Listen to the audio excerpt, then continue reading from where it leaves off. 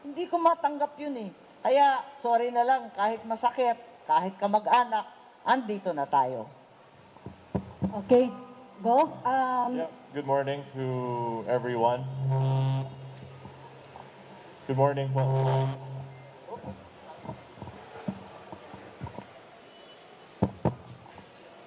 Magandang umaga po. Good morning to everyone. Well, I'd just like to add, no, yung sa sinabi po ni Senadora Imee. Actually, yung lawag, in fairness, medyo inayos na, no, yung vaccination. I think earlier this week lang, Regional DOH named Lawag City as one of the highest, no, sa vaccination rates.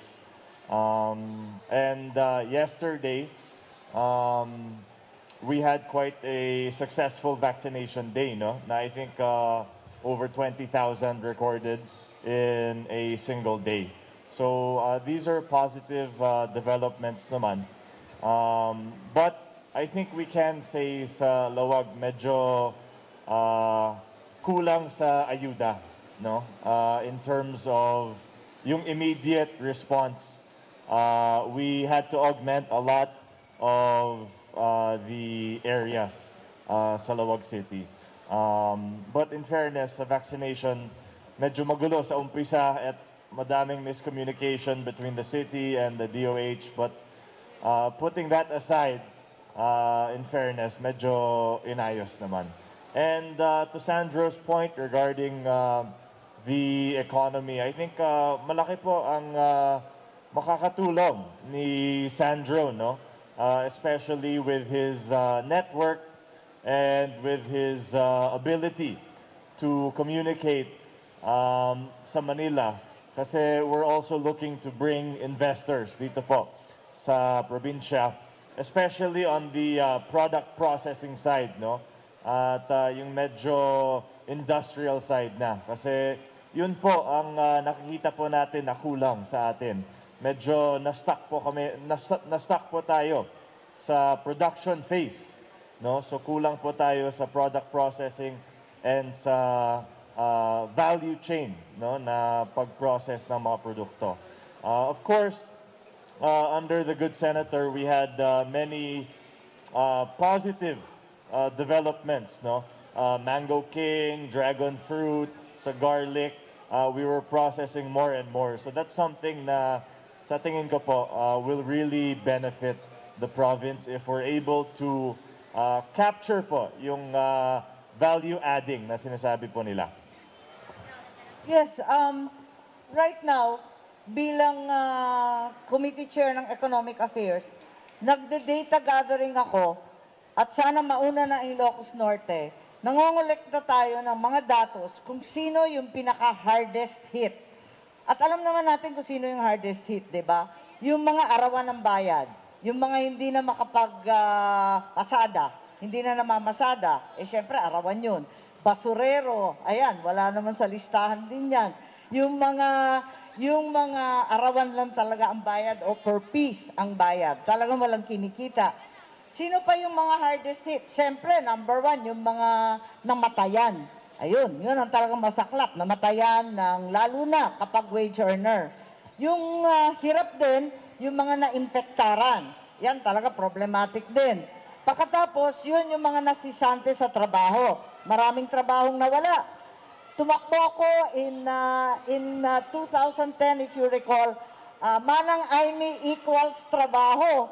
Naku po, ngayon, medyo we had a few good years, like the governor said.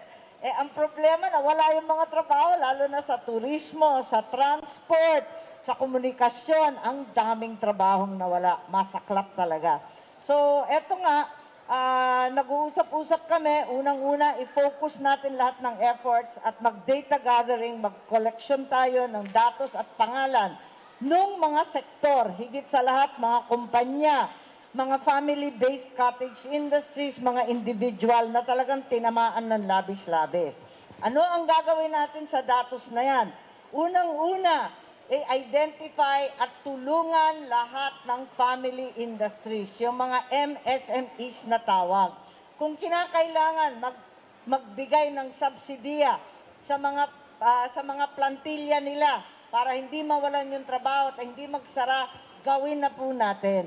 Sabi nila sa akin sa Senado, akala daw nila Ilocano kuripot. Kuripot sa lugar. Ngayon, nataghirap, wala nang kuripot, wala nang bilang-bilang. Basta all mine to give na ang style ngayon. Tulong na lamang para sa MSMEs. Kailangan tuloy-tuloy, buhayin natin ang turismo. Ikalawa, binanggit na ni Sandro yung Wi-Fi. Ang tanging pag-asa natin ay yung connectivity. Kapag hindi tayo nagkakarinigan, walang mangyayari. Pati agrikultura, alam naman natin si Gob, nagbebenta, pati abokado, kung ano-ano na lang online, para lang makabenta. Tulad ng ginagawa ko noon, nagbibitbit ng kung ano-anong produkto sa Quezon City. Ngayon, online, pwede nang gawin. Ang laking pakinabang. At saka yung medyo moderno na internet. Kasi napakarami pa rin di nakakapag-aral, hindi mabuksan ang mga eskwelahan. So we need to open the schools, the moms, the dads, all the families need to get back to a new and real normal. Ikatlo, maliban dyan sa family-based subsidies, ikalawa, yung sinasabi natin yung internet na kailangan palawakin at pagtibayin, yung ikatlo na kinakailangan gawin na siyang sinasabi ni Sandro kanina, yung mga bagong produkto sa agrikultura. Hindi tayo pwedeng ma-stock up sa mga raw products, raw material. Kailangan i-develop natin, i-proseso, i-value adding natin, ayusin ang value chain. Nakita naman natin, sa Batak nagsusunog ng gulay. Sa Manila, namamatay ng gutom sa Quezon City at pila-pila ang community pantry. Nakita natin na talagang may problema sa biyahero, sa pagtuhog. Ibalik ang kadiwa, ang Nutriban para yung kagutuman ay mawala. So ito yung mga pitch natin. At kinakailangan natin buong buo itong All Ilocano Unity Team. At mula sa itaas, kay Bongbong at kay Inday Sara, na higit pa siguro sa honorary Ilocana. Yeah, siguro i-clarify ko lang, no? In fairness naman sa amin, may mga existing naman na program, no? In fact, sa MSMEs, madami, no? We're paying their sweldo, no? We gave them sweldo. We did the pay now, work later program, di ba? And then may microfinancing tayo. And then may mga ayuda sa mga mostly affected na industries. And then may mga microloan pa, no? So we're working towards that direction. And we also met with MMSU recently regarding yung agri-processing. Kasi actually, ang laki ng building nila doon na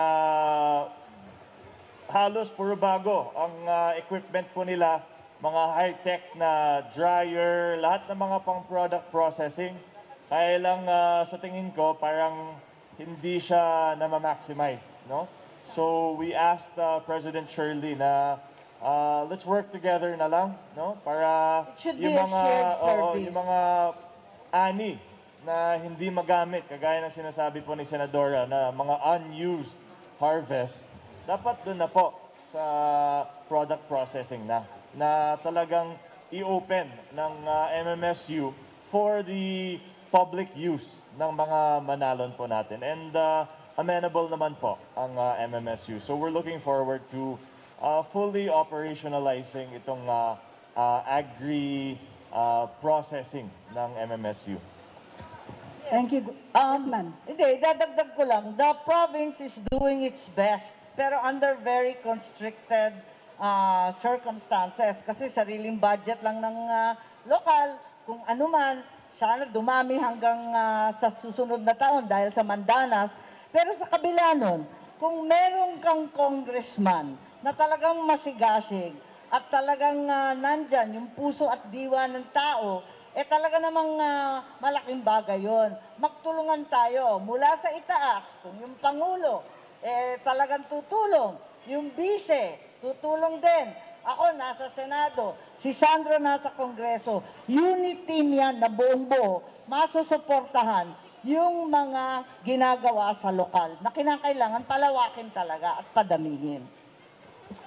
Okay, thank you po. May follow-up daw si Sir Herdy tungkol sa vaccination, Gov.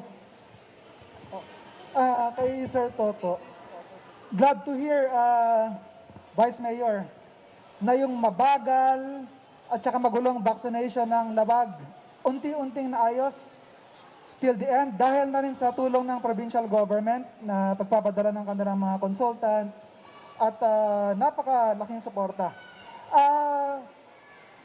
Gano'n po kahalaga na ang mayor ng Labag ay maganda ang koordinasyon with the provincial government and having worked alongside with Ma'am Imee and the Marcoses, ano po yung mga natutunan nyo sa kanila na leadership values, Sir Toto? In the first place, Apo Marcos, nanipod pa kay Apo Presidente, ken dagitoy bunganan ni Ma'am Imee, ni Sir Bongbong, tapos ni Sandro, and ni Govmat. They lead by example. Tapos action ti yanti strength da. Haan lang adete lip service nga kunak. Iso nga napintas no agkikin na mayet ti amin na LGU on the part of the city of Lawag. Deta nga rod, di may isa nga problema, idi damdamo ti pandemic, apo, ta haang nga napintas ti coordination, ti Lawag idi, ket it was proceeding on it independently, kaslahaan nga component city ti probinsya, ket iso nga DJ no ka ti rumwaran ti problema. Iso nga tinasken, itabitay pe lang, dayjay panagririri, uray yan ta social media, numabalin, lisyan tayo, ta agtitinulong tayo. Teko na ni Apo Bongbong, sama-sama tayong babangon muli. Kaya timet kuna tayo, dito'y Lawag, tulong-tulong, sama-sama, kayang-kaya. Apo. Yes, Gov. Yeah, just to add, no, yung sa bakuna, dito po, wait, sa Nicolas na pala tayo. To add sa bakuna dun sa Lawag, no, actually, medyo may concern din ang PHO and ang DOH po natin, to be honest, na one of the reasons why Lawag's numbers are so high is because many of the people that were vaccinated in Lawag are not actually Lawageños. Kagaya ng lahat ng binabakuna ng PHO, no, ni Dr. Redas, all of our vaccinations, kumbaga kinikredit sa Lawag City. But madami doon sa mga recipients or vaccinees are not Lawageño. So kaya medyo dumadami at tumataas po ang percentage of vaccinated dito po sa Lawag. Kaya when we asked the mayors recently in preparation for this vaccination day, ang sabi namin sa kanila, first things first, ilista ang mga unvaccinated people. Kasi we need to know exactly sino po ang mga unvaccinated sa city or sa munisipyo po ninyo. And that's where we start. Kasi paminsan misleading po itong mga percentages na kumbaga window dressing, no, at for show. But it's hard to get yung talagang totoong or accurate na picture ng Lawag vaccination. In fact, I think it's safe to say na may mga unvaccinated pa rin sa Lawag City. So that's what we need to focus on. Hindi yung high vaccination rate natin. Thank you, Gov. Senator? Ihirit lang ako kasi tinanong ako sa Maynila. Ang pagkaintindi natin nung umpisa, good na tayo pag na-vaccinate. nakita natin, napakaraming mutations, lalo na itong bago, na napakaraming pinagkaiba, na ang maliwanag, kahit may bakuna na tayo, kahit sabihin, ma-booster na tayo, test pa rin. Test pa more ang kinakailangan. Dapat sana magkaroon ng massive testing effort na libre at tunay na reliable. Yun ang kinakailangan natin ngayon. Dahil hindi lang talaga bakuna pala, kundi i-testing, i-isolate, i-treat. Pero marami ng magandang balita. Yun nga lang, susunod tayo sa patakaran. Marami nga nagtatanong, ano daw mangyayari sa eleksyon? Dahil super spreader. Miski yung napakaganda nating caravan, maraming sumisita na super spreader at natatakot. So we have to be very careful that in the midst of this enthusiasm and all our efforts to show support, we should still maintain the health protocols. How we're going to do that is not going to be very easy. Thank you, ma'am. Ronald, may tanong pa. Good morning to everyone. Going back, ma'am, sa pag-withdraw ni Bongo, may hiniling ba sa grupo ninyo yung kanyang pag-withdraw at makikita niyo ba yung full support ni Senator Bongo at President Duterte sa kandidatura ni BBM po? Magulo pa ang balita, no? Kasi breaking news lang siya kanina bago kami pumunta rito. Sasabihin ko ang totoo. The reality is, we were absolutely heartbroken by the almost violent reaction of the President. But we are not the enemy. That is very, very clear. We've been allies, we've been supporters, and it goes way back. The President's father was a distinguished member of my father's first cabinet. And really, we have been very, very grateful to the President for the many, many blessings he has brought upon not only Ilocos Norte but the entire Philippines. Kaya sa amin, sana magbago rin kung nagkaroon ng tampuhan o nabigla kay Mayora at sa amin, sana maintindihan na lamang at tuloy-tuloy natin ipursige ito. Ngayon, itong tungkol sa pag-withdraw, ang sinasabi ko lang sa lahat ng kandidato, hindi turo ng aking ama ni Apo Lakay ang pagiging galit o paghihigante. Do not get angry, least of all, do not get even. Revenge is God's. It's not ours. So, ganun. Makikita naman ninyo sa dinami ng batiko sa amin, sa dami ng pagtutunggali, hindi naman kami nagre-rest back, hindi naman kami bumabalik. Kasi ang turo pa nga ng nanay ko, kill them with kindness. Labis-labis yun. Walang kaaway yun sa mundo. Mabait talaga yun at saka bibigay lahat. Kaya't para sa amin, kung may mag-withdraw man lang o nagdadalawang isip, huwag kayong mag-alala. Wala kaming kinagagalit, kinatatampo, kinahinanakit. Wala kaming ganun. Kasi talagang that's really not Marcos style. We just don't do that. Okay, kay Gobmat, sir, alert level 1 na po ang Ilocos Norte, but then mayroon itong bagong variant ng Omicron. So ano pong gagawin natin dito sa Ilocos Norte yung sa ating mga protocol, sir? Well, thanks, Ronald. Morning po. Unang-una, I think we've obviously loosened our protocols, no? Especially sa pagpasok ng mga residents and non-residents. But it's something that we have to watch very closely, no? Kasi pati po ang Delta, ganun eh. Diba, we were wondering for a while, nandito na ba Delta?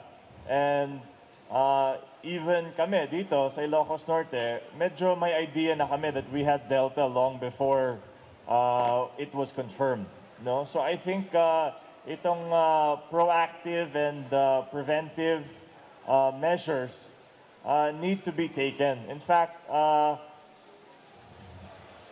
napanood ko yung press con ng Director General ng WHO kahapon, and they're very concerned. No? Siyempre, may mga unknowns pa. But the basic message was to prepare already. No? And at least we've blocked certain flights, no, from coming to Manila. But as I said, malay po natin, baka nandito na.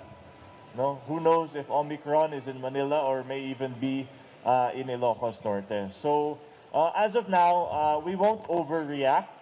No, we won't tighten up without knowing exactly what Omicron the situation is, no? But we're gonna follow very, very closely and act fastly, no? We're gonna act quickly and be cautious. But at the same time, I think masasabi ko na long gone na po ang mga hard ECQ. No, we cannot afford to go back to these very hard lockdowns. We need to find a way to balance this. Especially kasi most of us are vaccinated already, no? So we have certain levels of protection. But as Senator said, siguro ang pinaka-importante is let us enjoy the holidays, but may we do so responsibly, no? If we can, sa mga rare moments na hindi po kayo kumakain at umiinom, mag-mask naman, 'di ba? Choose a venue na outdoors, diba, sana para well ventilated, distance pa rin ng konti kung pwede, no? So let's be careful pa rin. Let's enjoy and have fun. I think we all deserve a a celebration of sorts, no? We all deserve a break. But let's remember that COVID is still around, no? Thank you, Go. Bromel, for Sir Sandro. Para po kay Sir Sandro. Sir Sandro, Hello, sir. nakita namin sa Facebook yung mga nangyaring Unity Ride, BBM, Sara. Ang dami po. Expected po ba ito dito sa Ilocos Norte at sa iba-iba pang bahagi ng ating bansa, Sir Sandro? Unang-una ako po ay nagpapasalamat, no, sa lahat ng mga organizers, sa lahat ng mga attendees, sa lahat ng mga sumuporta through yung mga Unity Rides. Kaninang umaga, kakagaling ko na nga sa yung Sara PBM bike ride. Sa akin, kahapon, nung tinanong ko kung ilang tao pupunta, sinabi nila 5,000. Nung dumating ako, naging 10,000 na nagpakita. Yeah. Pati na nga nung sa Unity Ride, sinabi nila na malapit sa 50,000 ang expected attendees, nakaabot tayo ng 100,000. So I think this is very much in line, no? Very much in line sa mensahe ng aking tatay na kailangan tayo ay nagkakaisa, kailangan tayo ay nakikisama para naman mas gagandahin natin ang buhay ng hindi lang ng ating mga kakailian kundi ng ating mga kababayan. And I think there is no better place to show unity than in our home province here in Ilocos Norte. And I thank each and every one of you, I thank each and every one of the supporters na ipinakita nila ang pagkakaisa ng Ilocos Norte, ang pagkakaisa ng ating mga kakailian. So, lumalakas ang loob namin and natutuwa ang aking tatay, natutuwa si Inday Sara Duterte na nakikita niya na sa aming hometown, solid na solid talaga ang support. At lagi ko naman sinasabi sa mga taga-unang distrito, ang inaasahan ko naman po ay ang ipinapakita nilang suporta para sa aking tatay at para kay Mayore Inday Sara Duterte ay hindi lang solid BBM, hindi lang solid Sara sa unang distrito, kundi solid Sandromarcos din para diputado ako.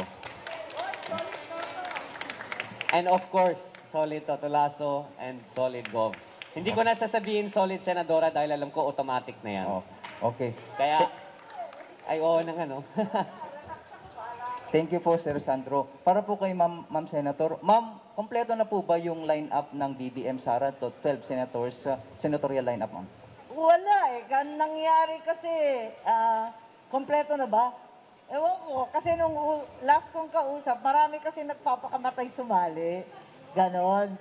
So, nag-iwan ng puwang. Nung una nakita ko, 9 lang, naging 10. Yung iba nagbaliktad, pumuntang BBM Sara. Ngayon mukhang buo na, pero i-release nila sa lalong madaling panahon. Thank you po. Wala pa akong permiso mag-chismis eh. Slight lang, slight. Ito yung first election na hindi ako tatakbo. Masarap pala pag meron. Kaya lumalakas ang aking loob pag nung nalaman ko na hindi tatakbo si Senadora dahil nandito siya para tulungan kami. Oo nga, maganda itong papel na meron. Okay, very good. Yes, may magtatanong pa yata. Si Tere ng Magic FM, asan ka na? Okay, may follow-up lang. Good morning po, Senadora. Tanong ko lang po, since nakikita po natin na Ilocos, nakikita po natin yung suporta ng Ilocos Norte. Open na po ba tayo sa pakikipag-ayos or sa pagiging okay po sa Farinas po para po ma-reach natin yung One Ilocos po? Mahirap pag-usapan at this point dahil election eh. Since ano po, umatras na po si Bongo na sinusuporta po ng Farinas, yun po yung pinaka-main na tanong ko, sorry.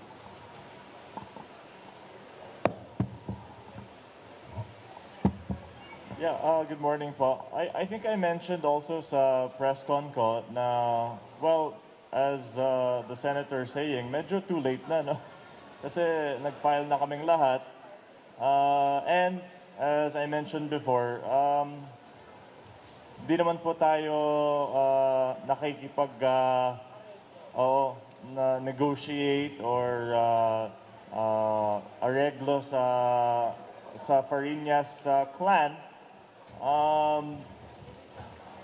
Siguro we're comfortable, no, kung saan ang mga kandidato po namin. And as I said before, hindi naman kami, mahina po kami sa mga backdoor negotiations, mahina po kami dun eh. Ayaw namin ng ganun, no? Gusto po namin upfront, no? Transparent lang, and ayaw po namin ng mga last second filing, no?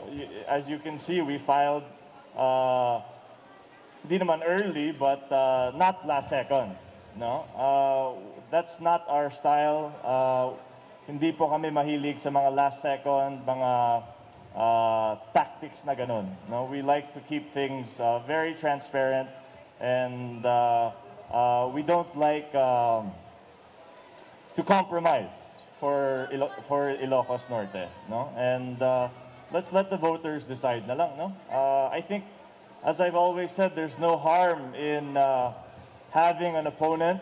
There's no harm in fact, I think it's beneficial for voters to have choices and options. And let's hear the sentiment of the Ilocano. And konting dagdag lang dyan, Apo. Yung sinasabi mo tungkol na kung gusto pwede na magkaroon ng usapan dahil nag-withdraw si Bongo, ang sa tingin naman natin, ano ba yan, lumabas na kayo, parang all-out support kay Bongo, dahil nag-withdraw siya, gagawin mong plan B ang tatay ko. Medyo nakakalungkot naman na naging backup plan lang kami. So hindi naman ganoon ang ugali namin. We've never been one to turn down support, but we've never also been the kind of family to nasasabihin nila, sige, wala na yung gusto namin, so kayo na lang. Hindi naman dapat ganoon. And I think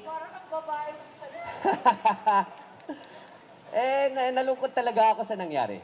Sa totoo lang, nalungkot ako dahil sa mga sinabi ni Ma'am Ria na all out kay Bongo, kahit hindi yan ang sinabi ni Apo Rudy. Pero kung yan ang desisyon nila, I'm sure, katulad sa sinabi ko, baka pupunta kay Lenny, baka pupunta kay Pacquiao, di natin alam. Pero okay lang. May plano kami as a family, tuloy-tuloy lang ang aming mensahe na kailangan tayong magkakaisa para babangon muli ang ating bansa, para babangon muli ang ating probinsya. Yes, And, go. siguro as Senadora Imee said before, the North remembers, diba? So whether it be Ilocos 6 or whether it be yung pag-zero sa budget ng lola ko sa Congress, or whether it be Ria's endorsement of then presidential candidate Bongo, Ilocos Norte will not forget. And that's why we appreciate our kakailian. Thank you. Naku, speechless ako. Ma'am, ikaw na ma'am. Wala lang, natatawa lang ako, madamdamin pala itong mga katabi ko. Talaga naman, madrama ang teleserye. Okay, yung mga last message ninyo po, nahin natin si Sir Toto ng Lawag City. Sir Toto. Again, agyaman unay iti pamilya Marcos. Tay kunakon tatay, I am honored and at the same time I am humbled. So nga agkarkararagak nga dito'y siyudad ti Lawag, malawlawagan ti kapampanunutan tayo amin, ket pilyen tayo dete mangidaulo nga pudpudno nga agserbi, ket sapay kumata babaen iti bendisyon ti Apo, mahaan na mapabainan deto'y endorsement ti pamilya Marcos kada tayo Apo. Diyos ti agngina na imbag abigat tayo amin. Thank you, Sir TL. True love. Si Sir Sandro. Sir. Like I said, tungkol sa sinabi ko kanina, sana naman po, no? Lagi ko naman to sinasabi, hindi nyo lang, na wag nyo lang itingin ang aking apelyedo, itingin nyo din, ayoko lang maging kilala bilang isang kandidato na Marcos, kundi kandidato na Sandro. Dahil kung makikita nyo naman ang aking pinag-aralan, ang aking pinagdaanan sa buhay, aking naranasan, makikita naman na ako po ay handa na maging diputado, ako po ay handa makipagserbi sa aking probinsya. At lagi naman nila sinasabi at pinag-iikot nila ay masyadong bata si Sandro para maging diputado, ay masyado pang he's too young. Pero alam mo po, 2 taon na po or malapit ng 3 years ako nagtrabaho sa House of Representatives. Ang pinag-aralan ko aking master's degree ay Economics and Development Economics, International Politics po with honors ang pinag-aralan ko bilang undergraduate. At sa tingin ko naman po at inaasahan ko po na makikita nyo na lahat ng pinagdaanan ko sa aking buhay ay sinipagan ko at ginalingan ko po. At ang pangako ko po sa lahat ng aking mga kakailian ay kung bibigyan nila ako ng pagkakataon para makipagserbi sa kanilang lahat, ay gagalingan ko din ang pagkaserbi ko sa kanilang lahat po. Thank you, Sir Sandro, our governor. Yeah, good morning once again to everyone. Well, kagaya ng sabi po namin kanina, I'd just like to caution everyone this Christmas na sana maging safe po tayo. Kasi ayaw naman natin na masaya ang Christmas pero January naka-isolate tayong lahat. 'Di ba? Baka naman hindi worth it. Masaya ang Christmas pag New Year isolated at lockdown lahat, no? So wag naman. But as I said, I promise na we will avoid lockdowns and isolations as much as possible.